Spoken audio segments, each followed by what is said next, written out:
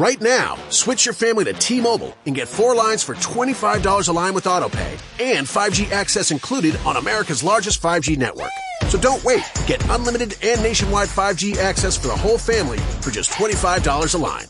Visit a T-Mobile store or T-Mobile.com today. Plus taxes and fees. Customers may notice lower speeds and further reduction if using over 50 gigs a month due to data prioritization. Video at 480p. Unlimited while on our network. Qualifying credit and 4+ lines required. Capable device required for 5G. Coverage not available in some areas. Some uses may require certain features. See T-Mobile.com. लीजिए सुनिए प्रेमचंद की लिखी कहानी शतरंज के खिलाड़ी। वाचन समीर गोस्वामी का है। वाजिद अली शाह का समय था। लखनऊ विलासिता के रंग में डूबा हुआ था। छोटे बड़े गरीब अमीर सभी विलासिता में डूबे हुए थे। कोई नृत्य और गान की मजलिस सजाता था तो कोई अफीम की पीनखी में मजे लेता था। जीवन के प्रत्येक विभाग में आमोद प्रमोद का प्राधान्य था। शासन विभाग में, साहित्य क्षेत्र में, सामाजिक अवस्था में, कला कौशल में, उद्योग धंधों में, आहार व्यवहार में सर्वत्र विलासिता व्याप्त हो रही थी। राज कर्मचारी विषय वासना में, कविगण प्रेम और विरह के वर्णन में, कारीगर कलाबत्तू और चिकन बनाने में, व्यवसायी सुर में, इत्र मिस्सी और उपटन का रोजगार करने में लिप्त थे। सभी की आंखों में विलासिता का मद छाया हुआ था। संसार में क्या हो रहा है इसकी किसी को खबर न थी। बटेर लड़ रहे हैं, तीतरों की लड़ाई के लिए पाली बदी जा रही है।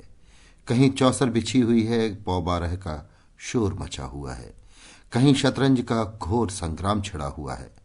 राजा से लेकर रंक तक इसी धुन में मस्त थे। यहां तक कि फकीरों को पैसे मिलते तो वे रोटियां न लेकर अफीम खाते या मदक पीते। शतरंज, ताश, गंजीफा खेलने से बुद्धि तीव्र होती है, विचार शक्ति का विकास होता है, पेचीदा मसलों को सुलझाने की आदत पड़ती है। ये दलीलें जोरों के साथ पेश की जाती थी। इस संप्रदाय के लोगों से दुनिया अब भी खाली नहीं है। इसलिए अगर मिर्जा सज्जाद अली और मीर रोशन अली अपना अधिकांश समय बुद्धि तीव्र करने में व्यतीत करते थे तो किसी विचारशील पुरुष को क्या आपत्ति हो सकती थी। दोनों के पास मौरूसी जागीरें थी। जीविका की कोई चिंता न थी कि घर में बैठे चखौतियां करते थे। आखिर और करते ही क्या। प्रातःकाल दोनों मित्र नाश्ता करके बिसात बिछाकर बैठ जाते, मोहरे सज जाते और लड़ाई के दांव पैंच होने लगते। फिर खबर न होती थी कि कब दोपहर हुई, कब तीसरा पहर, कब शाम। घर के भीतर से बार बार बुलावा आता कि खाना तैयार है। यहां से जवाब मिलता, चलो आते हैं, दस्तरख्वान बिछाओ। यहां तक कि बावर्ची विवश होकर कमरे ही में खाना रख जाता था और दोनों मित्र दोनों काम साथ साथ करते थे। मिर्जा सज्जाद अली के घर में कोई बड़ा बूढ़ा न था, इसलिए उन्हीं के दीवान खाने में बाजियां होती थी।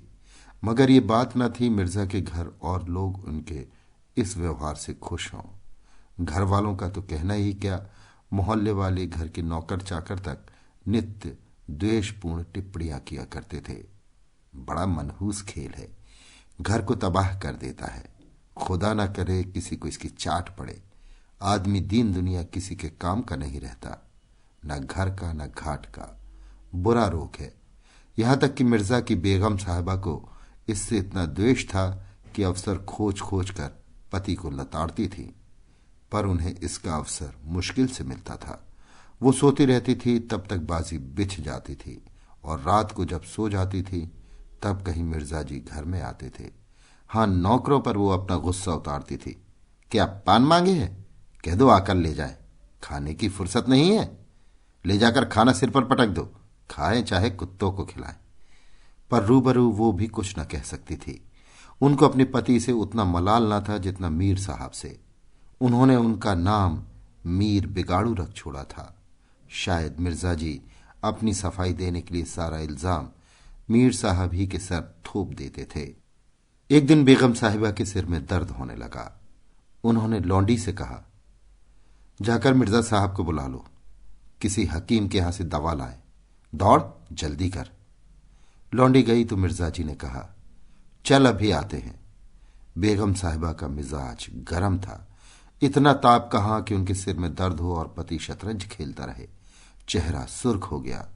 लौंडी से कहा, जाकर कहे अभी चलिए, नहीं तो वो आप ही हकीम के यहां चली जाएंगी। मिर्जा जी बड़ी दिलचस्प बाजी खेल रहे थे।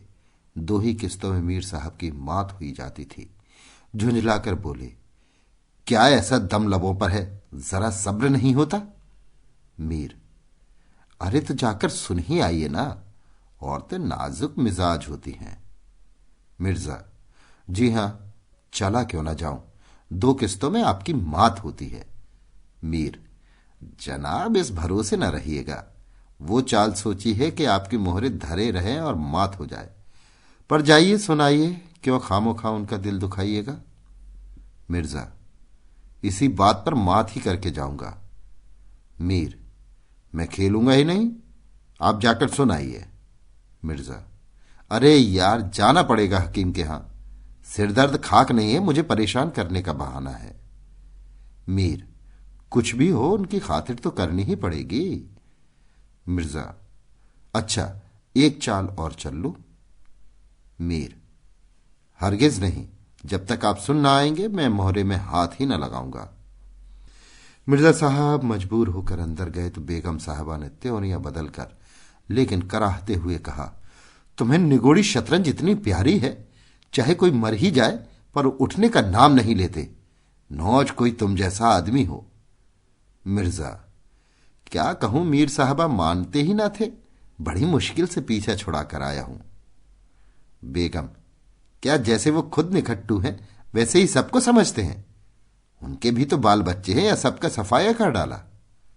मिर्जा, बड़ा लती आदमी है, जब आ जाता है तब मजबूर होकर मुझे भी खेलना पड़ता है।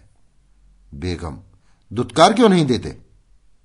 मिर्जा, बराबर के आदमी हैं उम्र में, दर्जे में मुझसे 2 अंगुल ऊंचे, मुलाहिजा करना ही पड़ता है।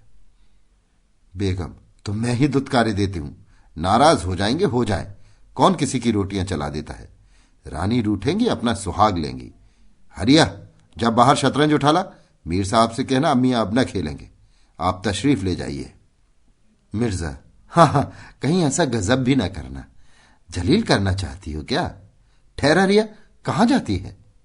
बेगम, जाने क्यों नहीं देते, मेरा ही खून पिए जो उसे रोके। अच्छा, उसे रोका, मुझे रोको तो जानू। ये कहकर बेगम साहबा झल्लाई हुई दीवान खाने की तरफ चली। मिर्जा बेचारी का रंग उड़ गया। बीबी की मिन्नतें करने लगे, खुदा के लिए तुम्हें हजरत हुसैन की कसम है, मेरी ही मैयत देखे जो उधर जाए। लेकिन बेगम ने एक न मानी। दीवान खाने के द्वार तक गई, पर एकाएक पर पुरुष के सामने जाते हुए पांव बंध से गए। भीतर झांका, संयोग से कमरा खाली था। मीर साहब ने 2-1 मोहरे इधर उधर कर दिए थे और अपनी सफाई जताने के लिए बाहर टहल रहे थे। फिर क्या था, बेगम ने अंदर पहुंचकर बाजी उलट दी। मोहरे कुछ तख्त के नीचे फेंक दिए, कुछ बाहर, और किवाड़ अंदर से बंद करके कुंडी लगा दी। मीर साहब दरवाजे पर तो थे ही, मोहरे बाहर फेंके जाते देखे, चूड़ियों की झनक भी कान में पड़ी। फिर दरवाजा बंद हुआ तो समझ गए बेगम साहबा बिगड़ गईं। चुपके से घर की राह ली। मिर्जा ने कहा, तुमने गजब किया। बेगम, अब मीर साहब इधर आए तो खड़े खड़े निकलवा दूंगी। इतनी लौ खुदा से लगाते तो वली हो जाते। आप तो शतरंज खेलें और मैं यहां चूल्हे चक्की की फिक्र में सिर खपाऊं। जाते हो हकीम साहब के यहां कि अब भी तामुल्ल है? मिर्जा घर से निकले तो हकीम के घर जाने के बदले मीर साहब के घर पहुंचे और सारा वृतांत कहा। मीर साहब बोले, मैंने तो जब मोहरे बाहर आते देखे तभी ताड़ गया, फौरन भागा। बड़ी गुस्सेवर मालूम होती हैं, मगर आपने उन्हें यों सिर चढ़ा रखा है, ये मुनासिब नहीं। उन्हें इससे क्या मतलब कि आप बाहर क्या करते हैं?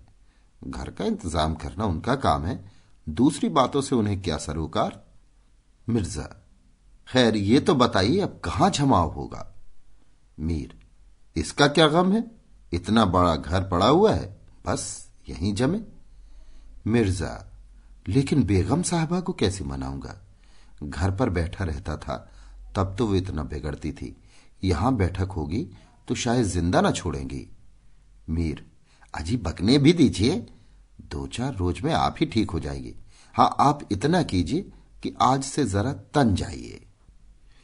मीर साहब की बेगम किसी अज्ञात कारण से मीर साहब का घर से दूर रहना ही उपयुक्त समझती थी, इसलिए वो उनके शतरंज प्रेम की कभी आलोचना न करती थी, बल्कि कभी कभी मीर साहब को देर हो जाती तो याद दिला देती थी।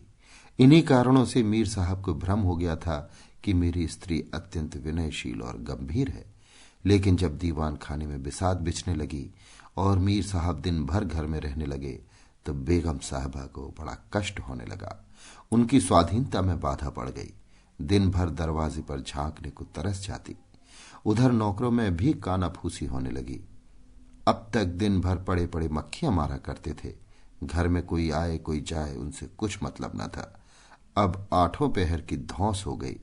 पान लाने का हुक्म होता, कभी मिठाई का, और हुक्का तो किसी प्रेमी के हृदय की भांति नित्य चलता ही रहता था।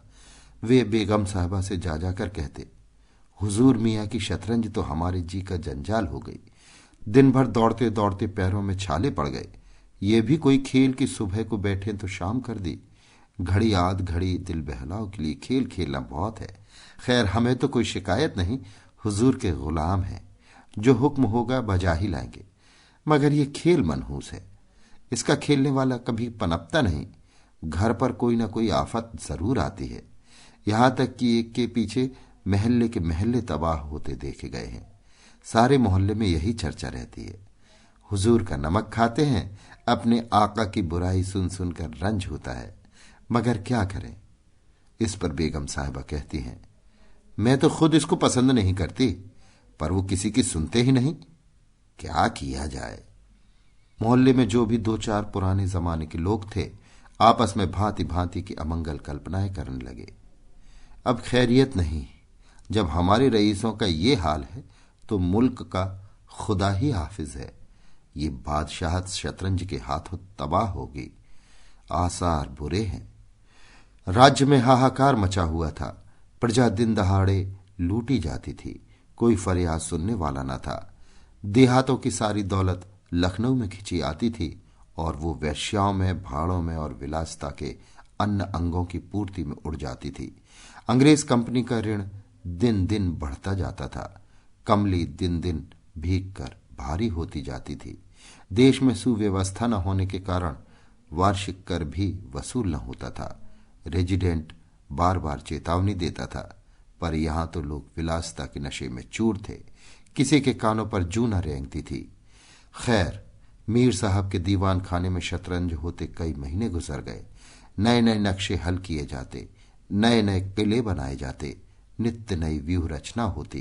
कभी कभी खेलते खेलते झौड़ हो जाती, तू मैं तक नौबत आ जाती, पर शीघ्र ही दोनों मित्रों में मेल हो जाता। कभी कभी ऐसा भी होता कि बाजी उठा दी जाती। मिर्जा जी रूठ कर अपने घर चले जाते। मीर साहब अपने घर में जा बैठते, पर रात भर की निद्रा के साथ सारा मनोमालिन्य शांत हो जाता था। प्रातःकाल दोनों मित्र दीवान खाने में आ पहुंचते थे। एक दिन दोनों मित्र बैठे हुए शतरंज की दलदल में गोते खा रहे थे। कितने में घोड़े पर सवार एक बादशाही फौज का अफसर मीर साहब का नाम पूछता हुआ आ पहुंचा। मीर साहब के होश उड़ गए। ये क्या भला सिर पर आई, ये तलबी किस लिए हुई है। अब खैरियत नहीं नजर आती। घर के दरवाजे बंद कर लिए। नौकरों से बोले, कह दो घर में नहीं है। सवार, घर में नहीं है? घर में नहीं तो कहां है? नौकर, ये मैं नहीं जानता, क्या काम है? सवार, काम तुझे क्या बताऊंगा, हुजूर में तलबी है, शायद फौज के लिए कुछ सिपाही मांगे गए हैं। जागीरदार है कि दिल लगी, मोर्चे पर जाना पड़ेगा तो आटे दाल का भाव मालूम हो जाएगा। नौकर, अच्छा तो जाइए, कह दिया जाएगा। सवार, कहने की बात नहीं है, मैं कल खुद आऊंगा, साथ ले जाने का हुक्म है। सवार चला गया। मीर साहब की आत्मा कांप उठी। मिर्जा जी से बोले, कहिए जनाब, अब क्या होगा? मिर्जा, बड़ी मुसीबत है, कहीं मेरी तलबी भी ना हो। मीर, कमबख्त कल फिर आने को कह गया है। मिर्जा, आफत है और क्या, कहीं मोर्चे पर जाना पड़ा तो बेमौत मरे। मीर, बस यही एक तदबीर है कि घर पर मिलो ही नहीं। कल से गोमती पर कहीं वीराने में नक्शा जमे, वहां किसे खबर होगी? हजरत आकर आप लौट जाएंगे। मिर्जा, वल्लाह आपको खूब सूझी, इसके सिवा और कोई तदबीर ही नहीं है। इधर मीर साहब की बेगम उस सवार से कह रही थी, तुमने खूब धता बताया। उसने जवाब दिया, ऐसे गावदियों को तो चुटकियों पर नचाता हूं, इनकी सारी अक्ल और हिम्मत तो शतरंज ने चर ली, अब भूल कर भी घर पर न रहेंगे। दूसरे दिन दोनों मित्र मुंह अंधेरे घर से निकल खड़े होते, बगल में छोटी सी दरी दबाए, डिब्बे में गिलौरिया भरे, गोमती पार की एक पुरानी वीरान मस्जिद में चले जाते, जिसे शायद नवाब आसफुद्दौला ने बनवाया था। रास्ते में तंबाकू, चिलम और मदरिया ले लेते और मस्जिद में पहुंच दरी बिछा हुक्का भरकर शतरंज खेलने बैठ जाते थे।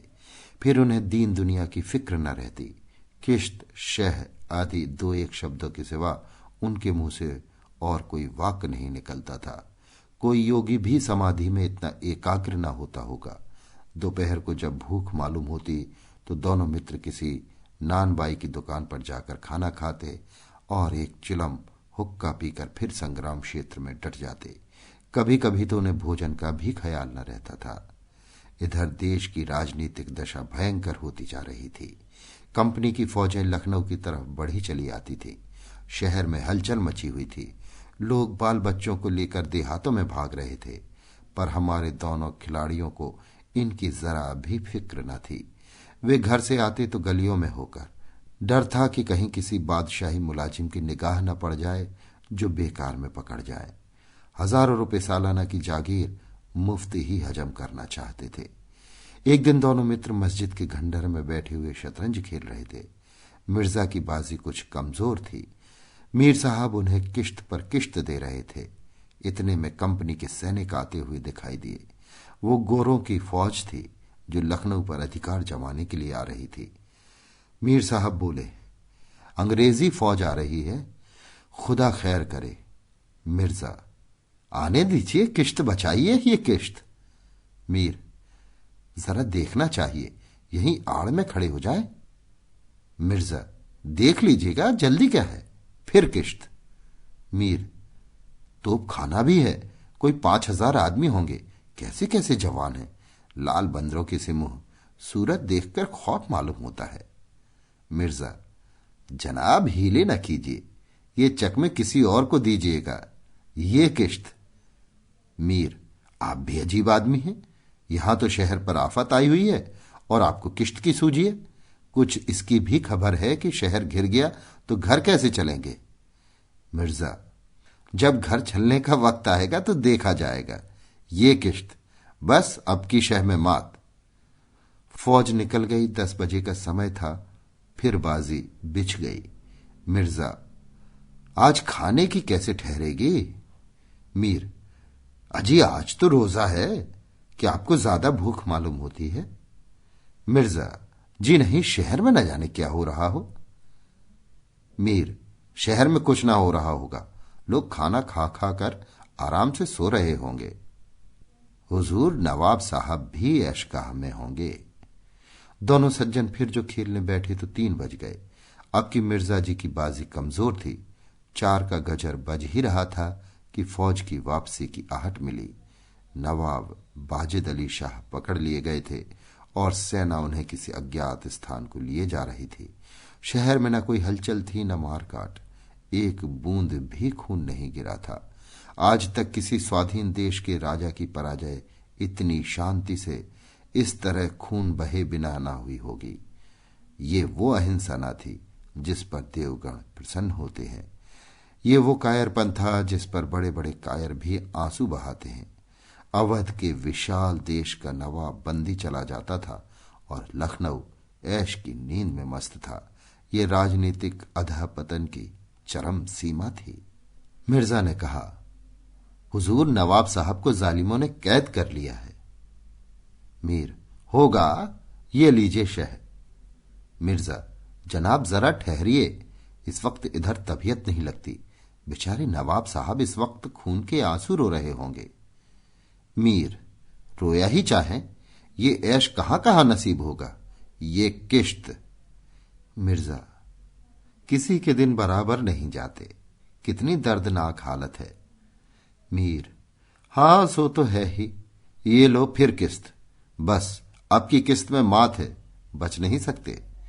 मिर्जा, खुदा की कसम आप बड़े बेदर्द हैं। इतना बड़ा हादसा देखकर भी आपको दुख नहीं होता। हाय गरीब वाजिद अली शाह। मीर, पहले अपने बादशाह को तो बचाइए, फिर नवाब साहब का मातम कीजिएगा। ये किश्त और ये मात, लाना हाथ। बादशाह को लिए हुए सेना सामने से निकल गई। उनके जाते ही मिर्जा ने फिर बाजी बिछा दी। हार की चोट बुरी होती है। मीर ने कहा, आइए नवाब साहब के मातम में एक मरसिया कह डालें। लेकिन मिर्जा की राजभक्ति अपनी हार के साथ लुप्त हो चुकी थी। वो हार का बदला चुकाने के लिए अधीर हो रहे थे। शाम हो गई। खंडहर में चमगादड़ों ने चीखना शुरू किया। अबाबीलें आ आकर अपने घोंसलों में चिमटी, पर दोनों खिलाड़ी डटे हुए थे, मानो दो खून के प्यासे सूरमा आपस में लड़ रहे हों। मिर्जा जी 3 बाजियां लगातार हार चुके थे। इस चौथी बाजी का रंग भी अच्छा न था। वो बार बार जीतने का दृढ़ निश्चय करके संभल कर खेलते थे, लेकिन एक न एक चाल ऐसी बेढब आ पड़ती थी जिससे बाजी खराब हो जाती थी। हर बार हार के साथ प्रतिकार की भावना और भी उग्र होती थी। इधर मीर साहब मारे उमंग के गजलें गाते थे, चुटकियां लेते थे, मानो कोई गुप्त धन पा गए हों। मिर्जा जी सुन सुनकर झुंझलाते और हार की झेप को मिटाने के लिए उनकी दाद देते थे। पर ज्यों ज्यों बाजी कमजोर पड़ती थी, धैर्य हाथ से निकला जाता था। यहां तक कि वो बात बात पर झुंझलाने लगे। जनाब, आप चाल बदला ना कीजिए। ये क्या कि एक चाल चले और फिर उसे बदल दिया। जो कुछ चलना हो वो एक बार चल दीजिए। आप ये मोहरे पर हाथ क्यों रखते हैं? मोहरे को छोड़ दीजिए। जब तक आपको चाल न सूझे, मोहरा छुइए ही नहीं। आप एक एक चाल आध घंटे में चलते हैं, इसकी सनद नहीं। जिसे एक चाल चलने में 5 मिनट से ज्यादा लगे, उसकी मात समझी जाए। फिर आपने चाल बदली, चुपके से मोहरा वहीं रख दीजिए। मीर साहब का फर्जी पिटता था। बोले, मैंने चाल चली ही कब थी? मिर्जा, आप चाल चल चुके हैं, मोहरा वहीं रख दीजिए, उसी घर में। मीर, उस घर में क्यों रखूं? मैंने हाथ से मोहरा छोड़ा ही कब था? मिर्जा, मोहरा आप कयामत तक न छोड़े तो क्या चाल ही ना होगी? फर्जी पिटते देखा तो धांधली करने लगे। मीर, धांधली आप करते हैं, हार जीत तकदीर से होती है, धांधली करने से कोई नहीं जीतता। मिर्जा, तो इस बाजी में तो आपकी मात हो गई। मीर, मुझे क्यों मात होने लगी? मिर्जा, तो आप मोहरा उसी घर में रख दीजिए जहां पहले रखा था। मीर, वहां क्यों रखूं? नहीं रखता। मिर्जा, क्यों ना रखिएगा, आपको रखना होगा। तकरार बढ़ने लगी। दोनों अपनी अपनी टेक पर अड़े थे। न ये दबता था न वो। अप्रासंगिक बातें होने लगी। मिर्जा बोले, किसी ने खानदान में शतरंज खेली होती तब तो इनके कायदे जानते। वे तो हमेशा घास छीला करते थे। आप शतरंज क्या खेलिएगा? रियासत और ही चीज है, जागीर मिल जाने से कोई रईस नहीं हो जाता। मीर, क्या?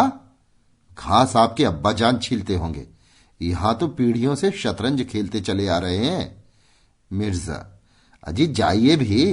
गाजीउद्दीन हैदर के यहां बावर्ची का काम करते करते उम्र गुजर गई, आज रईस बनने चले हैं। रईस बनना कुछ दिल लगी नहीं है। मीर, क्यों अपने बुजुर्गों के मुंह में कालिख लगाते हो? वे ही बावर्ची का काम करते होंगे। यहां तो हमेशा बादशाह के दस्तरख्वान में खाना खाते चले आए हैं। मिर्जा, अरे चल चरकटे, बहुत बढ़ कर बातें न कर। मीर, जबान संभालिए वरना बुरा होगा। मैं ऐसी बातें सुनने का आदी नहीं हूं। यहां तो किसी ने आंख दिखाई कि उसकी आंखें निकाली। है हौसला? मिर्जा, आप मेरा हौसला देखना चाहते हैं तो फिर आइए, आज 2-2 हाथ हो जाएं, इधर या उधर। मीर, तो यहां तुमसे दबने वाला कौन? दोनों दोस्तों ने कमर से तलवारें निकाल ली।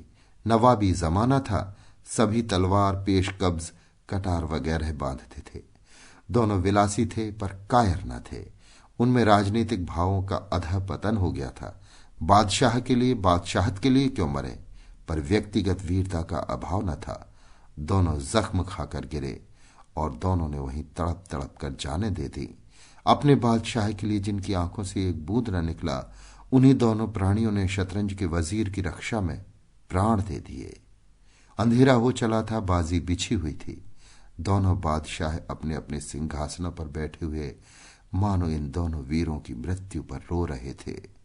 चारों तरफ सन्नाटा छाया हुआ था। खंडहर की टूटी हुई मेहराबें, गिरी हुई दीवारें और धूल धूसरित मीनारें इन लाशों को देखती और सिर धुनती थी। अभी आप सुन रहे थे प्रेमचंद की लिखी कहानी शतरंज के खिलाड़ी। वाचन समीर गोस्वामी का था। Worried about keeping up with your fave friends all summer? Or posting every perfectly pink sunset you see? Don't sweat the Connect. You can have it made in the shade with 4 lines of unlimited data for $100 a month. Scroll the staycation pics, find your new go-to takeout spot, or catch some rays on video chat. Whatever you and the crew are into, all the data makes it all that much better. Smile, you're on Cricket. Cricket Core acquired on 4 lines. Data speed limited to 3 megabits per second. Cricket may slow data speeds when the network is busy. Additional fees, usage, and restrictions apply.